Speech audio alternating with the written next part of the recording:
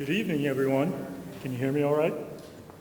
This is the public information meeting presentation for the US-6, also known by most people as West Dodge Road and 192nd Street Interchange project.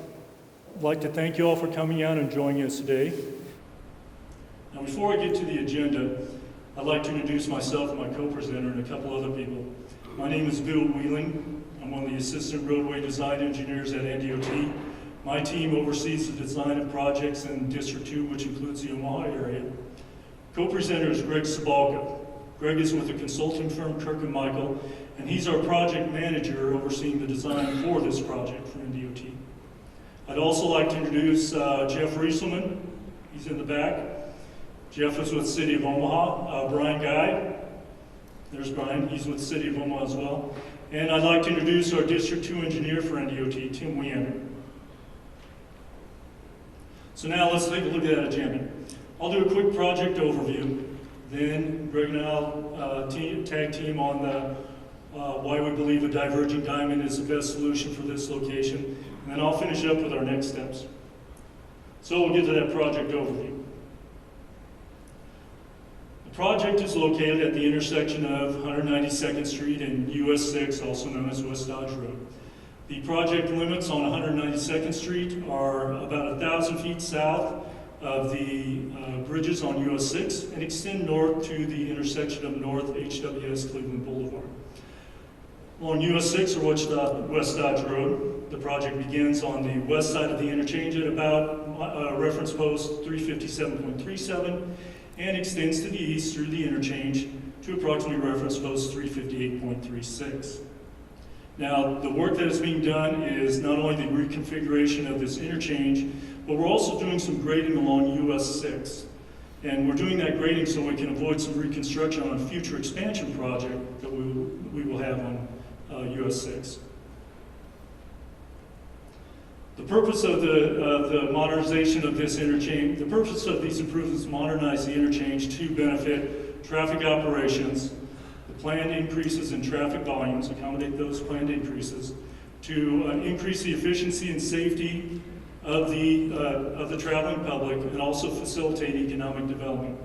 The need for this project is to accommodate increased traffic volumes due to the current and future increased economic development in the area.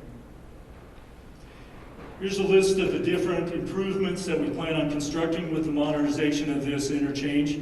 First off, we have some we'll be removing and replacing pavement on 192nd Street.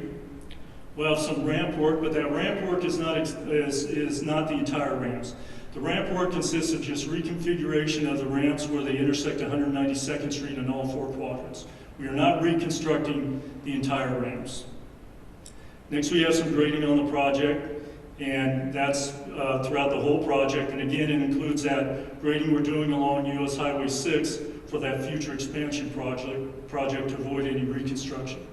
We'll also have some reconstruction of curb inlets and storm sewer, ADA curb ramps and sidewalks. We'll also have new traffic signals, updated street lighting, and I think, Greg, you may touch on some of that in your portion of the presentation.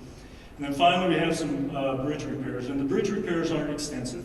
Bridge repairs consist of some deck repairs, and then we will do a 3-inch overlay on that deck for preservation purposes, and we will be replacing guardrail. So why diverging diamond interchange? When NDOT is looking at interchange locations, we look at a number of factors such as traffic volumes, crash history, the type of roadway, the minor roadway and major roadway are. And we also work with our partners such as the City of Omaha and others as well to help us determine what the best solution is for that location. As you can see on the slide as well, it says we use a progressive scale to determine which solution provides us the best overall benefits. And you see we start with a conventional diamond interchange. And then based on all the factors that we have at that location, we look at other options such as a single point urban interchange, or a SPUI is what we call for short, or a diverging diamond interchange, or DDI. Now these aren't the only options that we have available in our toolbox, so to speak. There's also interchange configurations such as a cloverleaf or partial cloverleaf as well.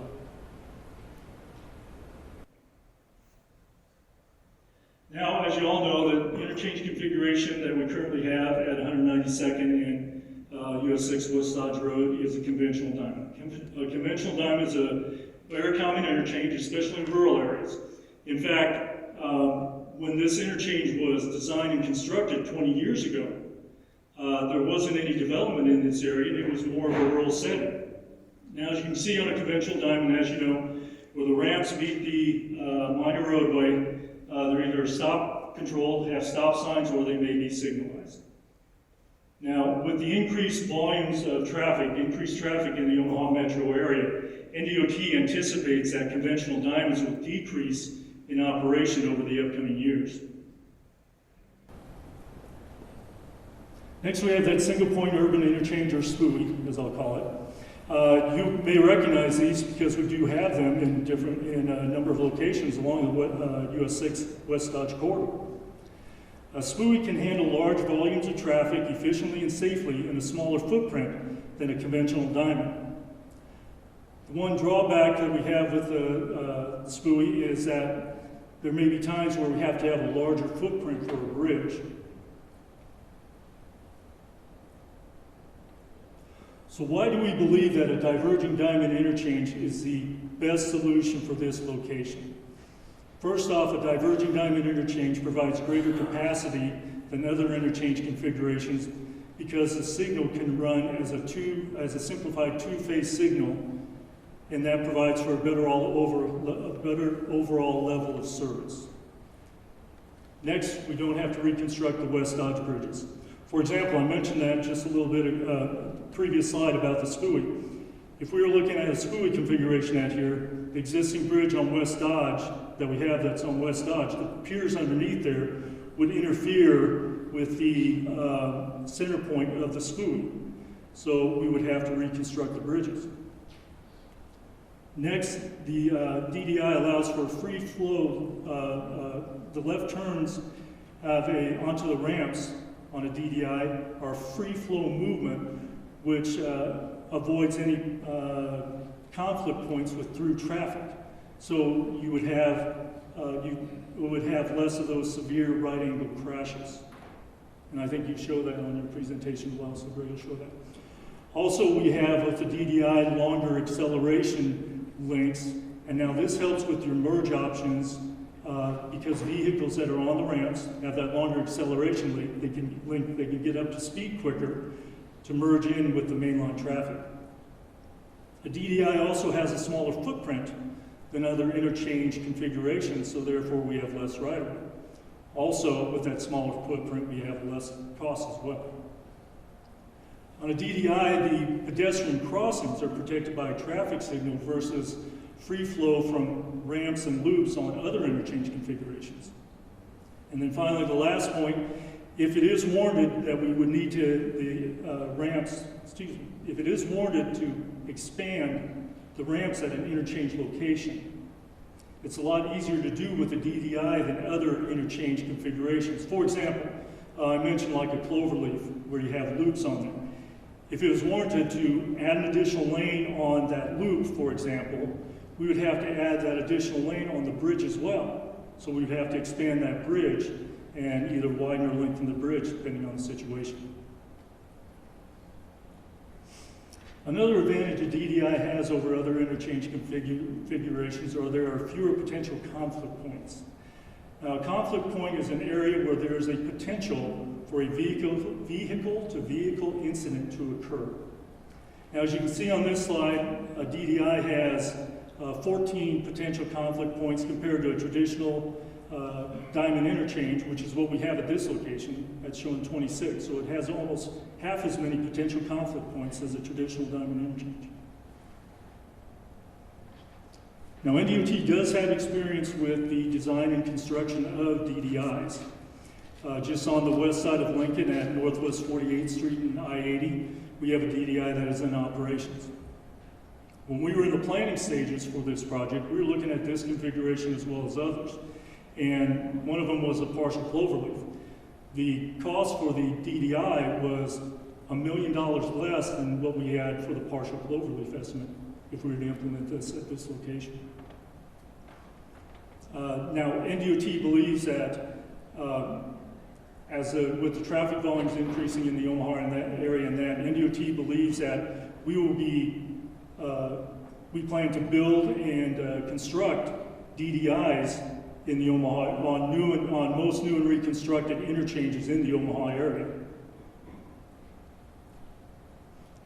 Now with that, I'll turn it over to Greg. I'll go ahead and switch the slide there. Thank you, Bill. So I'm going to take over from where Bill left off to discuss some features and specifics about what a DDI, what a diverging diamond interchange or DDI is and how it operates. And then we'll take a look at how the interchange, this layout will fit with the 192nd and West Dodge Road. Like Bill said, the diverging diamond interchange is very similar to a conventional diamond interchange. The one key feature that is different between them is the two crossover intersections located on the side road, and in this case that'd be 192nd Street. So with the crossover intersections, these are signalized intersections, as Bill mentioned, with simple two-phase signals, one phase for each direction, the northbound and the southbound. And so traffic will approach the interchange and approach the crossover intersections and shift from the right-hand side to the left-hand side through the crossover intersections and between the ramps. And what this does is it facilitates that free left-hand turn onto West Dodge Road, so where you don't have to cross opposing traffic. So that's how we eliminate those conflict points that Bill pointed out. So the graphic you see on the screen to orient you, if you follow the blue traffic arrows, that would be for northbound traffic on 192nd. The yellow arrows represent the southbound flow of traffic within the interchange. As I mentioned, these crossover signals are just a simple two-phase signal. So that's where we gain a lot of capacity and efficiency with the interchange over the conventional diamond. We eliminate those left turn movements and phasings within the signals, so we're able to carry a lot more traffic with the DDI configuration in this location. So let's look at how this footprint lays out with the 109, or how this diverging diamond lays out for this specific location at 192nd in West Dodge. As I mentioned, and similar to the previous chart, the blue arrows are for the southbound traffic, yellow arrows are for the southbound traffic, and the blue arrows are for the northbound traffic to orient you through. So as you approach the interchange from either the northbound or southbound on 192nd, you're able to make a free right-hand turn onto West Dodge Road, or you would proceed through one of the crossover intersections to the left-hand side of the road between the ramps. At that point, you could make the free left-hand movement onto West Dodge Road, or proceed through the opposite crossover intersection, come back onto the right-hand side of the road, and proceed on your way through the interchange. So that's kind of the flow of traffic and how you move through the interchange itself. I also want to note on this slide the purple color is sidewalk connections, and as Bill mentioned, those sidewalk crossings are located at the crossover intersections and at the off-ramp locations. We do that so that we have the crossings at signalized intersections. There's no pedestrian movements across uncontrolled intersections. Another thing to note is, overall the footprint. With the DDI, we're able to have the increased safety by reducing the conflict points. We're also able to carry a larger volume of traffic to accommodate growth in the area. But overall, we fit very closely within the existing footprint of that conventional diamond interchange that exists today.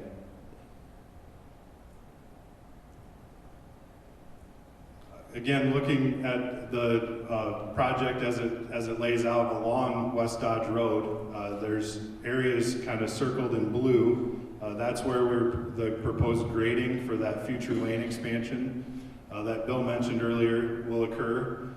As he said, this is to limit rework and potential as West Dodge Road needs to expand in the future. But with this project, only the grading will occur, no pavement for lane expansion will occur.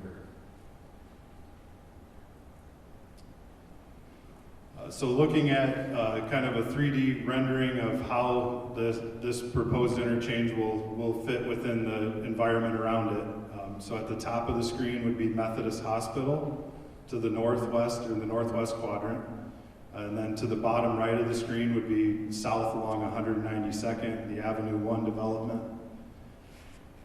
So on the next slide, we're going to actually play this simulation, and I'm going to kind of talk through how you'll navigate it, and we'll follow through with a couple of the vehicles to show navigation through this diverging diamond.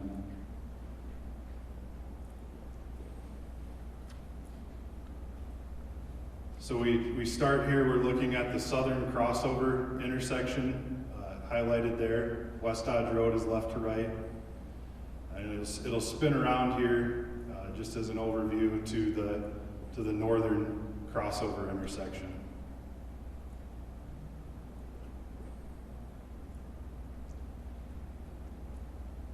And as it spins around, I'd call your attention to that north crossover intersection, and you'll see how we get the two-phase signals to provide that efficiency for the interchange, because we're able to have those signals coordinated and moving volumes of traffic that are not opposing each other. And then also the off-ramp, the same off-ramp then when the crossover intersection changes to allow the southbound traffic or northbound traffic to proceed, then it shifts and allows for the ramp to clear for the traffic headed southbound. So this is following through from a northbound driver's point of view. So you proceed through this south crossover intersection, cross underneath West Dodge Road on the left-hand side. This is where you can make that free left-hand turn onto West Dodge Road to head westbound in this case. Or you can proceed through to the north crossover intersection, where you'll cross over back onto the right-hand side of the road and be able to head north on 192nd as you do today.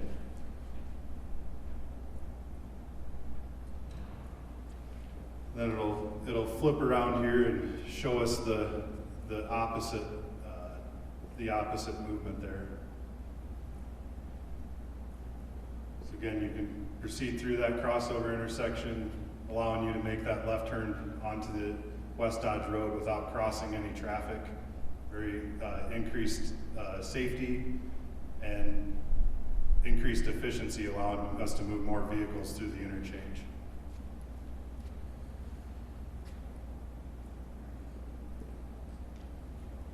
So really the key design features, the key differentiators for the diverging diamond interchange from a conventional diamond interchange is that traffic crossed over at those crossover intersections, at signalized intersections. And then we remove those no left turn, we remove the left turn conflict points, so we're not crossing opposing traffic. Also the sidewalk, as Bill mentioned, we're able to accommodate sidewalk pedestrian movements at signalized intersections, as opposed to other alternatives for interchanges. With this, we were able to accommodate we were able to accommodate 6 lanes underneath of the existing bridge, 3 lanes in each direction, without having to modify the bridge, which is a significant cost savings and a great benefit of the DDI at this specific location. And then also similar ramp alignments to the existing conventional diamond allows us to phase construct this interchange a lot better, as opposed to like a partial cloverleaf interchange that might have similar capacity. Now I'm going to wrap up with construction and maintenance of traffic throughout the construction of this interchange was a major priority for us as we looked at laying out the design of this interchange. So we will be phase constructing the interchange with maintaining traffic throughout. So we'll accomplish this with head-to-head traffic on 192nd, where we'll shift from one side of the road to the other to accommodate the construction. All ramps will be maintained as open throughout construction by phasing the ramps and building off to the side and shifting traffic as well. So we'll have no daytime ramp closures. There will be periods of time where we're making traffic shifts that we might have ramp closed overnight for a very brief period. But we will be maintaining access to all the adjacent properties and keeping traffic flowing between 192nd and West Dodge. With the grading that will occur along West Dodge, there will be some periods of shoulder closures and also some minor lane closures associated with bridge repairs to the bridge deck, but those will be limited to outside of peak hour closures so that we do not have any lane closures during those periods of time. So with that, I'll turn it back over to Bill. All right. Richard?